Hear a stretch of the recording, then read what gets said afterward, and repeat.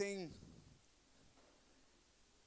um exemplar aí da Bíblia Sagrada, abra comigo, por gentileza, em Efésios, capítulo 6. Emílio, mais um pouquinho de retorno para mim, nesse microfone. Aleluia, glória a Deus.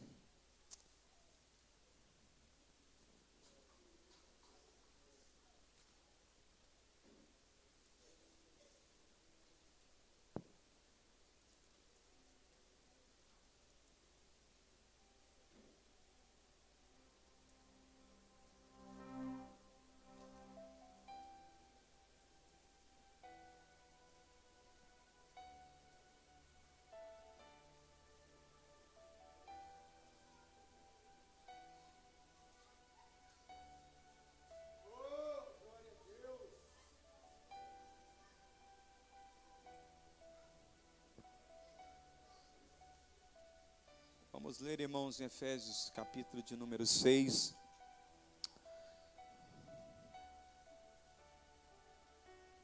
E a partir do verso de número 13. Efésios, capítulo de número 6, verso 13, diz assim: Portanto, tomai toda a armadura de Deus, para que possais resistir no dia mau. E havendo feito tudo, ficar firmes. Estais, pois, firmes, tendo cingidos os vossos lombos com a verdade, e vestida a couraça da justiça, e calçados os pés na preparação do evangelho da paz, tomando sobretudo o escudo da fé, com o qual podereis apagar todos os dardos inflamados do maligno. Tomai também o capacete da salvação e a espada do Espírito, que é a palavra de Deus, orando em todo o tempo, com toda oração e súplica no Espírito, vigiando nisso, com toda perseverança e súplica por todos os santos e por mim, para que me seja dada no abrir da minha boca a palavra com confiança para fazer o notório ministério do Evangelho. Amém? Tome o seu assento.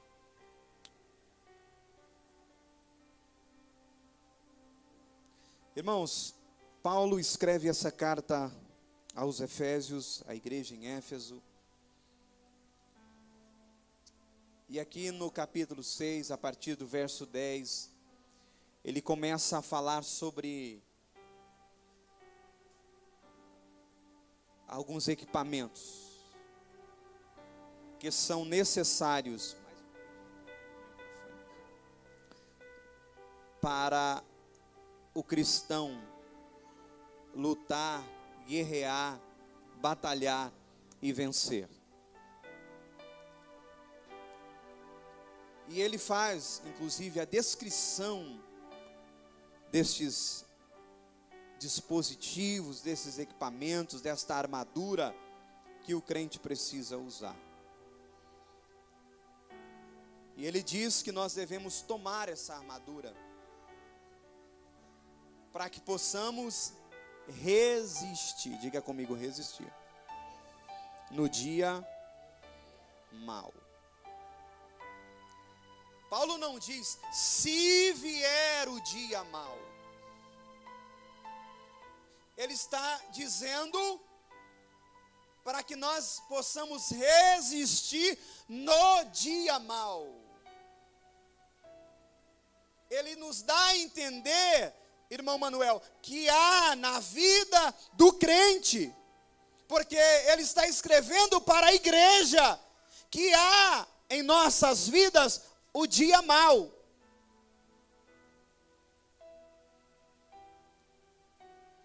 O dia difícil, o dia complicado. O dia que as portas se fecham. O dia que a gente clama e parece que o céu está de bronze. Mas Deus tem sua maneira de trabalhar. Nós, quando oramos, o nosso desejo é que Deus, no estalido de dedo, resolva. A gente termina, é assim ou não é?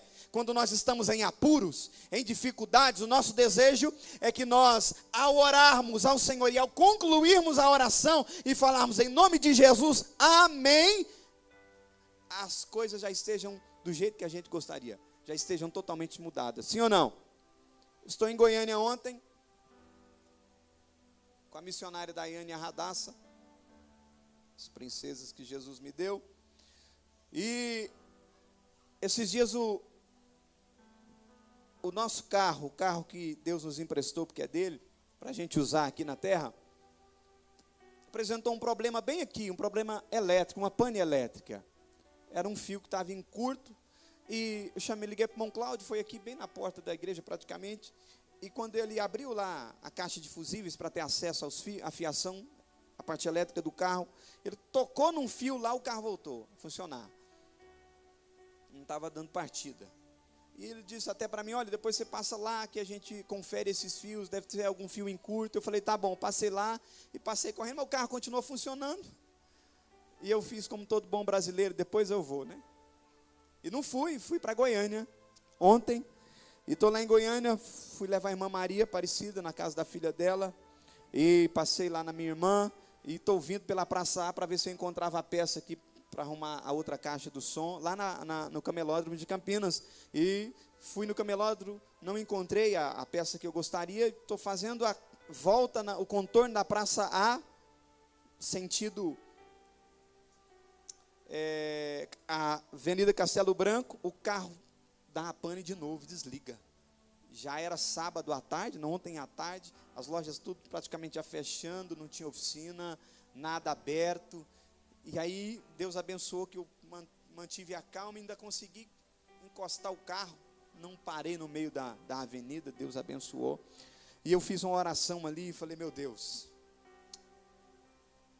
chamei minha esposa, vamos fazer uma oração aqui.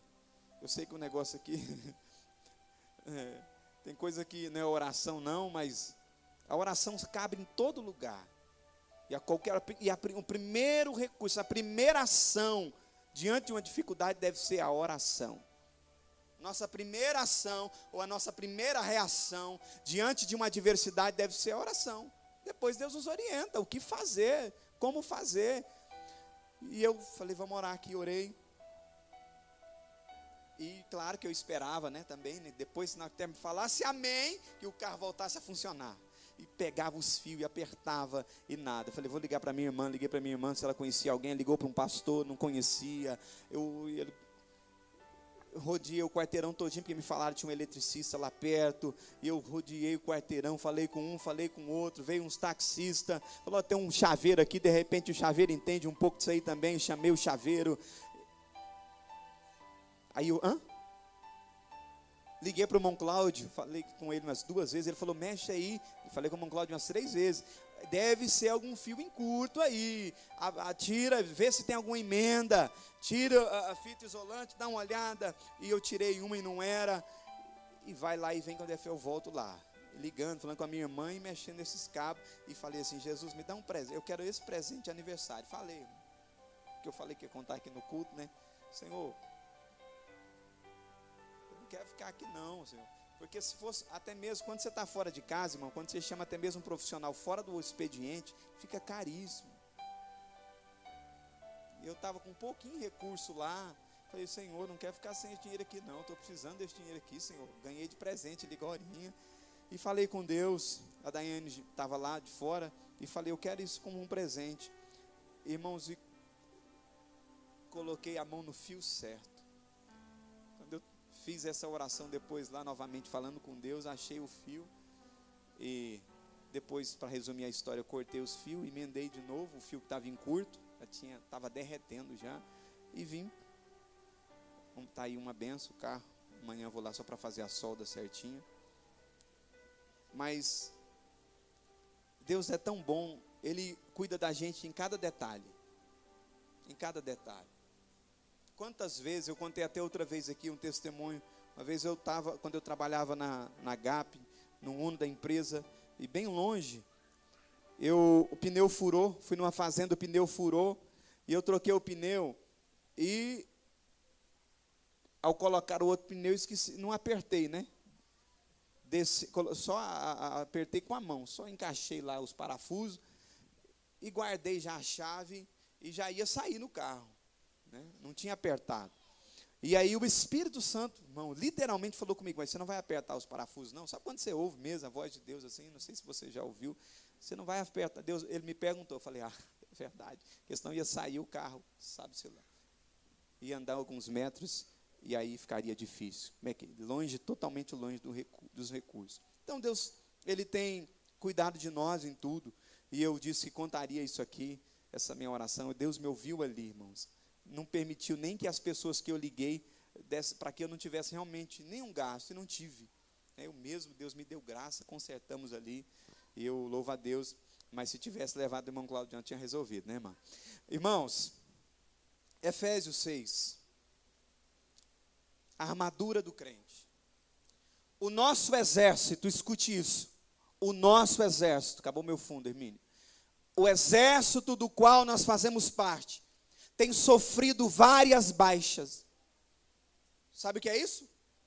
Ou não?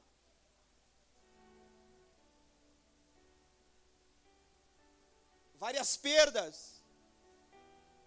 O nosso exército tem sofrido várias perdas.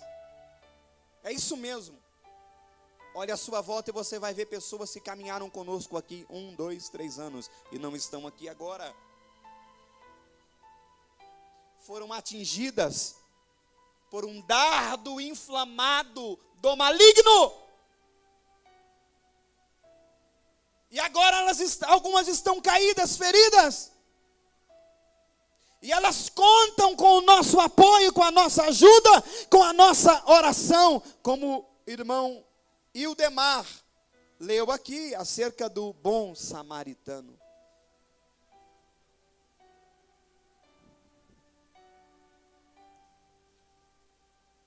Deus nos chamou para sermos bons samaritanos, para socorrermos esses que foram atingidos, que são do nosso exército, que são da nossa equipe, mas que foram atingidos. E eu quero aqui dizer uma coisa à igreja nesta noite: tem muita gente querendo vencer, tem muita gente querendo lutar, escute isso aqui, mas sem usar estas armas.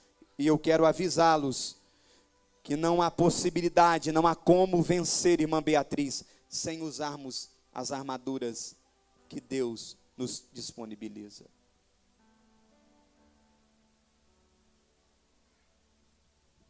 Quer lutar, quer vencer, mas não quer usar a estratégia que Deus tem para a sua igreja. Não é pelo nosso conhecimento. Não somos nós quem convencemos ninguém do pecado, do seu erro.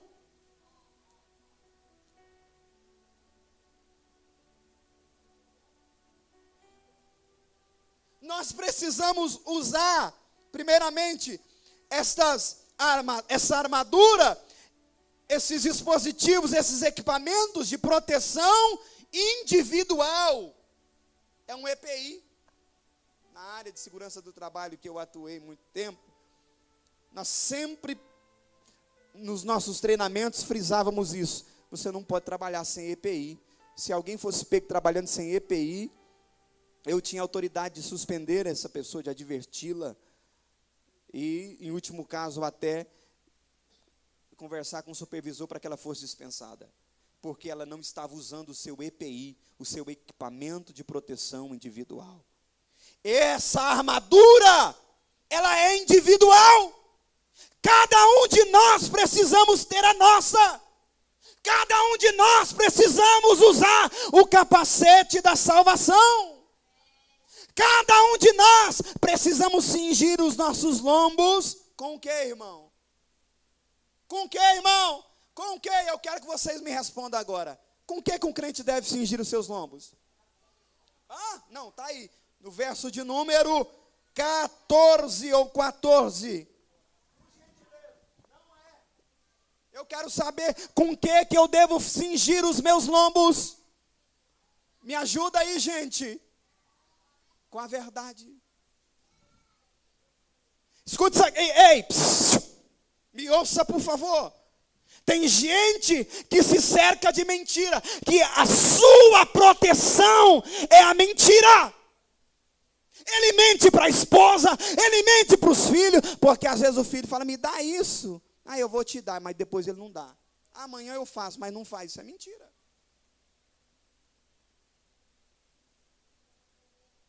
E às vezes até o próprio filho aprende a mentir, porque vê o pai e a mãe, falou e não... Sabe, irmão? Ele fala que vai fazer uma coisa, ainda mais para o ímpio lá fora, e não faz, e nem se justifica, porque uma coisa é você não dar conta, às vezes, de honrar a sua palavra, mas depois você pelo menos pede perdão, fala, eu não dei conta. Se a pessoa quiser perdoar ou não, porque nós somos falhos.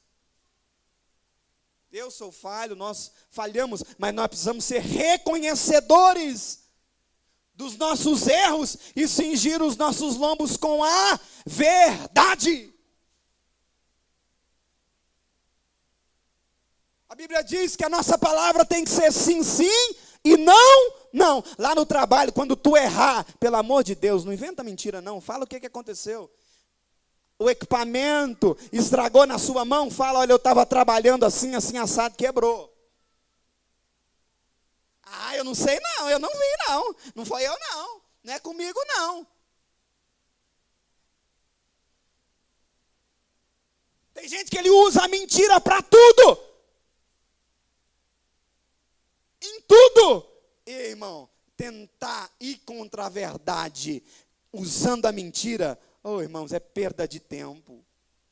Fala a verdade, conte a verdade, porque a Bíblia diz que é a verdade que liberta. Quantos casamentos em ruínas, quantas pessoas falindo, porque vive à base da mentira. Fale a verdade, porque quando você usar essa verdade, falar essa verdade, Deus vai te honrar. O povo tem um negócio de dizer que a verdade dói, a verdade liberta. A verdade nunca fez mal a ninguém, Tailândia.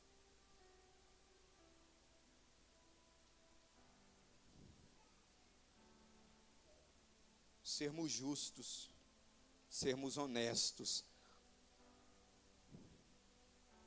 Deus está à procura de homens honestos, honestos consigo mesmos, honestos nos seus casamentos, honestos nos seus relacionamentos, nas suas conversas nas redes sociais. Deus está querendo e está à procura de homens que tenham compromisso com a sua palavra e que trabalhem com a verdade, porque eles só trabalham com a verdade. Deus não trabalha com esse negócio de mentira. E Ele nos manda cingir os nossos lombos com a couraça da verdade. Tem um homem na Bíblia chamado Jacó. O seu nome já tem um significado pejorativo, destruidor. O seu nome significa trapaceiro, enganador. Este homem viveu muito tempo enganando. E a sua mãe, às vezes, sua própria mãe, uma vez, para que ele recebesse a bênção da primogenitura, que era do seu irmão Esaú, ajudou ele numa mentira. Ainda disse assim, não, que a maldição que vier recaia sobre mim. Ele pagou um preço caro por isso, porque é o ditado popular, aqui se faz, aqui se paga. Ele saiu fugido.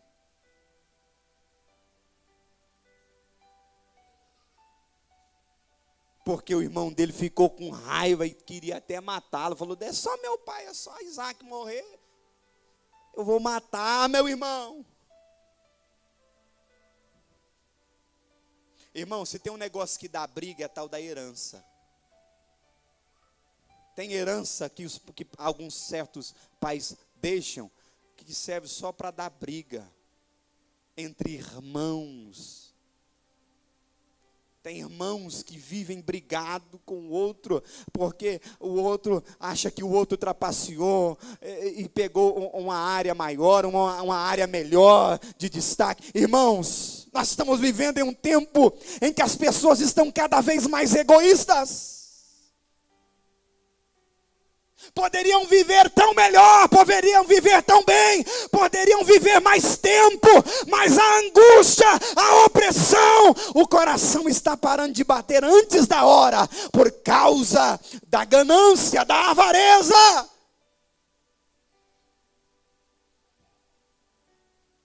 Faça o seu coração e guarde o seu coração para que ele só sinta as emoções que Deus quer que ele sinta, para que você viva melhor e viva bem. Viva bem. Viva bem com o que Deus tem te dado. Seja grato e não viva em função de um amanhã. E não reclame, pare de reclamar pelo que não tem. Agradeça pelo que já tem, porque Deus é poderoso para te dar muito mais se Ele quiser. Jacó sofreu as consequências das suas mentiras, dos seus enganos. Quando ele vai trabalhar para o seu então sogro Jacó, Labão, Jacó vai trabalhar para o seu então sogro Labão. E ele coloca os olhos em Raquel e fala, é essa. Ela era mais nova. E ele falou, trabalha para mim. O sogrão. E aí, então não era, até então não era sogro ainda, né? Era, trabalha 7 anos que eu te dou minha filha aí.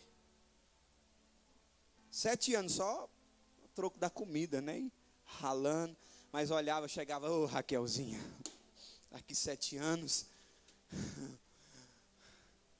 Hoje não tem cabra assim mais, né? Hoje o camarada chega nas meninas, nas jovens, prova que você me ama, deita comigo. Viu? Serve vocês. O camarada falar que ama, fala para ele fazer igual Jacó, trabalhar. Seguinte, 7 anos trabalhando aí. Não é provar na cama. Estou falando abertamente para vocês, porque é o linguajar lá fora, promíscuo, sem arrudeios. Lá fora é isso.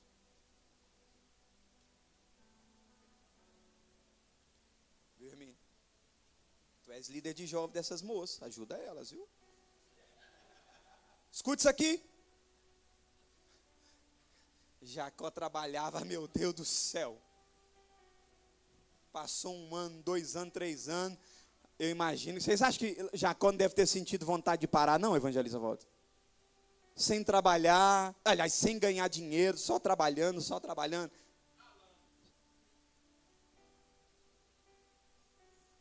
Mas ele olhava para Raquel e falava, meu Deus, colírio para os meus olhos. E ele foi, trabalhou 7 anos, chegou a hora e aí me dá Raquel aí. E sabe o que o sogro dele fez? O negócio lá não era como hoje, não. Que Jesus, hoje já vai dormir, já vai morar junto, né? Antes da hora, não, o negócio lá era organizado. E o cabra nem via a mulher.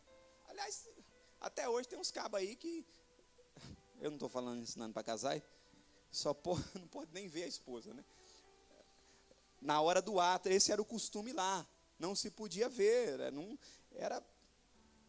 usava o véu, não sabia quem era. Dormiu, só via a cara da mulher no outro dia. E assim aconteceu com Jacó. Acordou cedo, João Paulo está lá, Leia, que era ruiva. A Bíblia fala que era ruiva. A bonita mesmo era a Raquel. E ele tinha trabalhado pela Raquel. Mas ele havia enganado a vida inteira. E agora a vida lhe prega uma peça. O enganador é enganado. Porque a Bíblia diz que os homens vão de mal a pior, enganando e sendo enganado. E aí, rapaz, como é que você faz isso comigo, meu sogro, Labão? Falou, não. Aí o sogro fala, rapaz, aqui na nossa terra não tem esse costume não, de dar a mais nova, sem que a mais velha esteja casada. Aqui nós não vai passar na...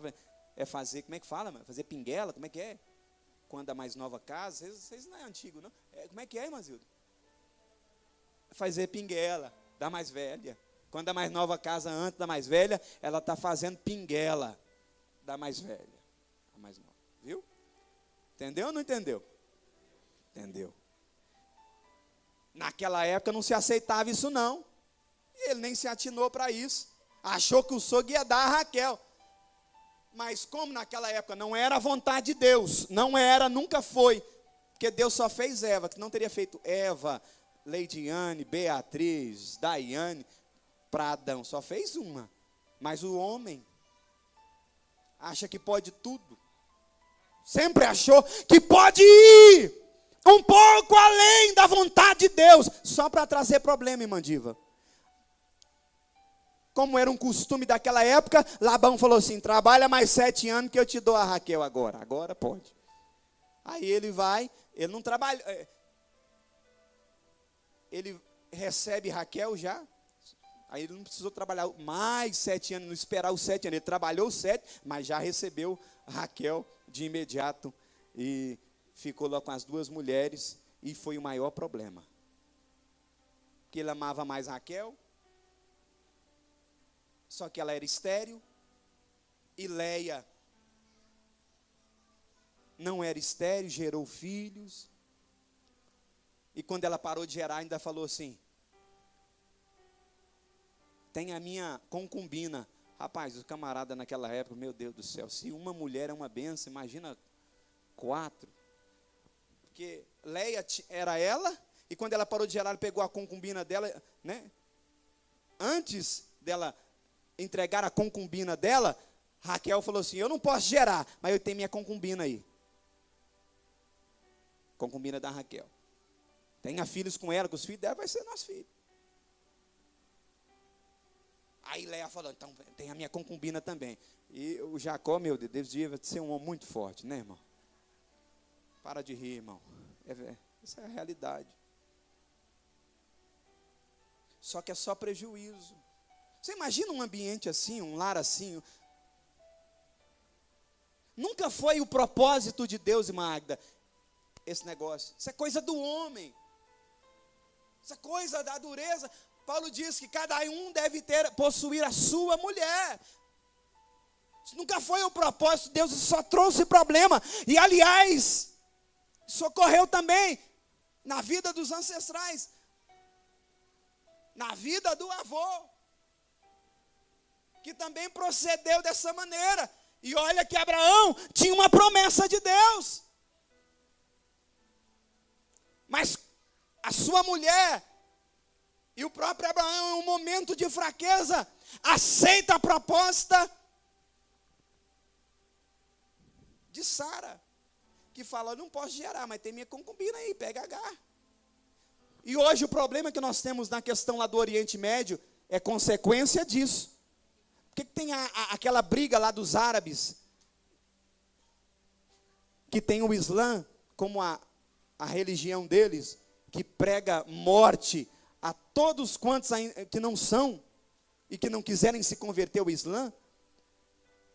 Os árabes são descendências de quem? De Agar, descendência de Ismael, filho de Abraão com a serva egípcia, com a serva Agar, quero dizer.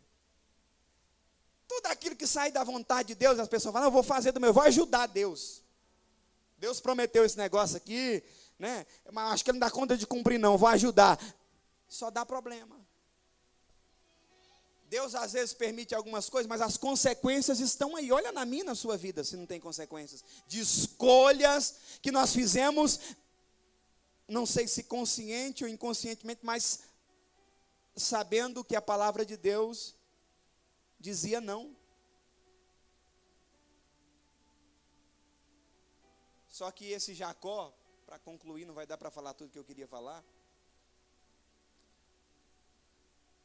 Ele sabia que precisava mudar de vida. Deus havia feito promessas para ele, mesmo ele sendo enganador. Quantos de nós aqui, homens e mulheres que falham, que erram, mas que Deus escolheu? A Bíblia diz que Deus, é Paulo quem diz que o Senhor Jesus morreu por nós, mesmo nós sendo ainda pecadores. Antes de nós conhecermos o Evangelho, a Bíblia diz que Deus já havia nos amado, já havia nos escolhido para a salvação.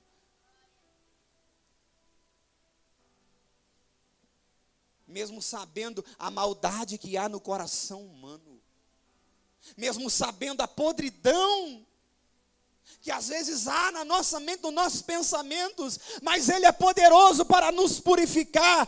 Há poder no sangue de Jesus. É por isso que nós estamos vendo hoje, quando eu olho daqui para aí e vejo vidas transformadas, vidas que estavam outrora pensando tudo aquilo que o diabo gostaria vivendo, às vezes aquilo que o diabo mandava viver fazia, tudo aquilo que o diabo gostaria hoje dizendo não à carne. Nós estamos lutando para resistir. E essa armadura, evangelista Valdes, é para que nós possamos resistir.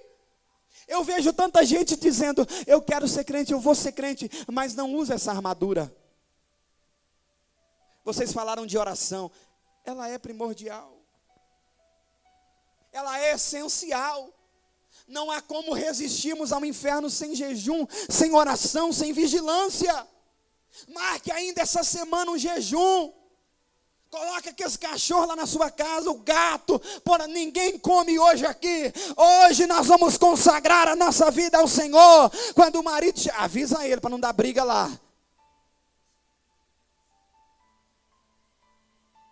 Porque senão a irmã fala, o pastor falou, e chega lá e eu estou vendo que o irmão Cláudio não está aqui, a irmã Beatriz, não vou fazer almoço amanhã não. Amanhã, talvez nós janta, porque nós vamos consagrar aqui nessa casa. Mas não avisa ele, aí chega lá, estou consagrando, estou de jejum, e você também vai ficar.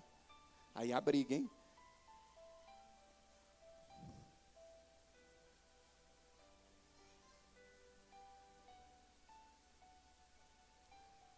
Mas nós precisamos.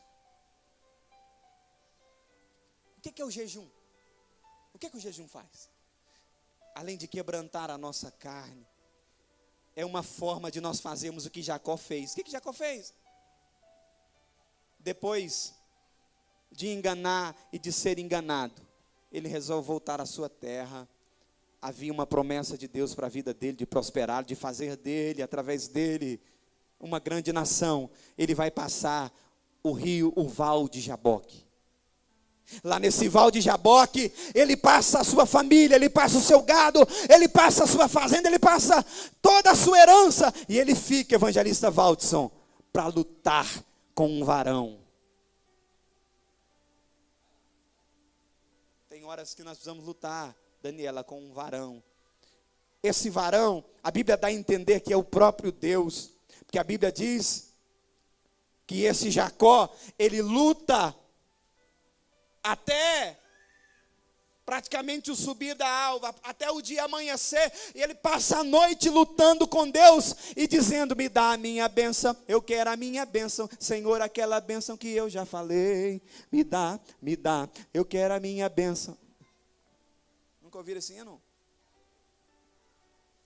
Jacó segurou o anjo, amarrou o anjo e não deixou subir. Jacó segurou o anjo, amarrou e não deixou subir. E o anjo lhe perguntou, o que queres que eu te faça? E Jacó lhe, me dá a minha bênção para depois subir. Vocês imaginam a cena ali, Jacó dizendo, eu quero a minha bênção. E Deus falando, não, eu vou te dar. Mas Jacó falando assim, mas eu quero ela agora, eu preciso dela agora. Eu preciso. Ou o anjo dizendo assim, não, Jacó, depois na conversa, depois eu vou te mandar, vou te mostrar em visão. Não, eu quero a minha bênção. Quando você jejuma, irmã Ledine, você está dizendo, Deus, eu estou falando sério, eu quero a minha bênção. É uma das maneiras de você atrair a atenção de Deus para o seu problema, para a sua luta também. É claro que o nosso jejum não pode ser simplesmente motivacionado por uma necessidade. O jejum, ele em especial precisa ser uma atitude do nosso coração em nos aproximarmos mais de Deus. Para que nós possamos estar alinhados com a vontade de Deus, afinar e estreitar o nosso relacionamento com Deus. Jacó teve não só a sua vida mudada, mas Deus mudou até o nome de Jacó para Israel, dizendo, você sabe o que quer dizer Israel? Aquele que luta com Deus. prevalece. Eu vejo tanta gente que chega aqui em busca de um milagre. Você está buscando a salvação, a libertação do seu filho, da sua filha, seja lá quem for. Luta com Deus aí, continua lutando com Deus, persevera. Persevera, não abra mão da herança que Deus te deu. Vamos ficar em pé para orar. Vem aqui, irmã Creidimar, para nós orarmos. Eu quero orar pela senhora, orar pelos seus filhos. Vem aqui então para a senhora representar ele. Deixa eu dizer uma coisa para você. Não abra mão da herança que Deus te deu. Que herança, pastor? A única terra que eu tenho tem debaixo da unha. Estou falando de terra. Eu estou falando dos seus filhos, da sua esposa. Estou falando da sua família.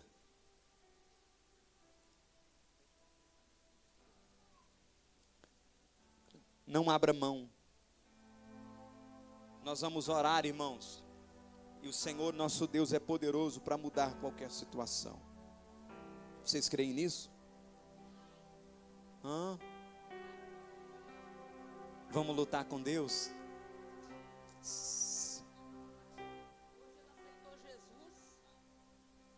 Ele é um senhor de 97 anos, está acamado há 6 meses.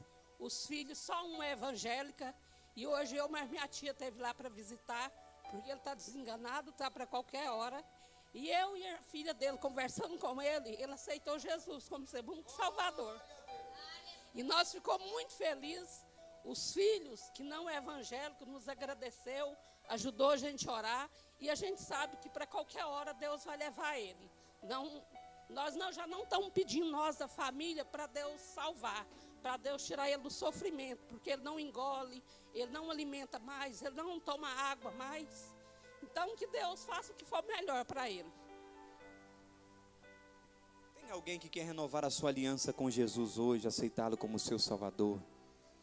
Eu quero perguntar se tem alguém nessa noite que quer entregar a sua vida a Cristo, aceitá-lo, recebê-lo como o Senhor e Salvador da sua vida. Tem alguém? Então vamos orar nesse momento. Curve a sua cabeça. Vamos orar, igreja. Senhor nosso Deus, nosso Pai. Senhor, quero lhe apresentar a vida da tua filha, irmã Creidimar, do seu companheiro Valdivino. Lhe apresento a vida do Carlos Eduardo e da Samara. Ajuda a tua filha, Senhor. Ah, meu Deus, nós não vamos deixar de lutar pelos nossos filhos, pela herança que o Senhor nos deu. Mas o Senhor nos verá, ó Pai, diante da tua presença, clamando por eles, porque eles são a herança, o presente que o Senhor nos deu. Senhor, lhe apresentamos, ó Pai, cada vida aqui nesta noite, cada família aqui representada neste domingo. Que possamos, meu Deus, lutar na oração, na vigilância, no jejum. Que possamos fazer uso da armadura que o Senhor nos concedeu, para que possamos resistir contra as hostes espirituais da maldade.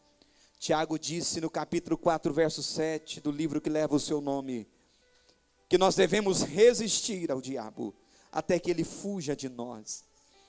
Tua palavra diz que ele está ao nosso derredor, bramando, rugindo como leão, buscando a quem possa tragar.